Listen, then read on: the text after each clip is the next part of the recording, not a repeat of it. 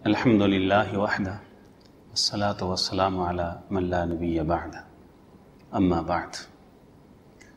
سوال پوچھا گیا ہے کہ قربانی کے جانور کو اپنے ہاتھ سے ذبح کرنا افضل ہے یا کسی دوسرے سے ذبح کروانا؟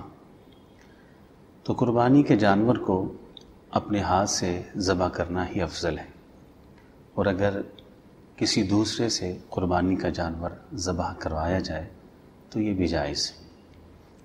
صحیح بخاری کے اندر موجود ہے کہ حجۃ الوداع کے موقع کے اوپر رسول کریم صلی اللہ علیہ وسلم نے 100 اونٹ اللہ کی راہ میں قربان کیے۔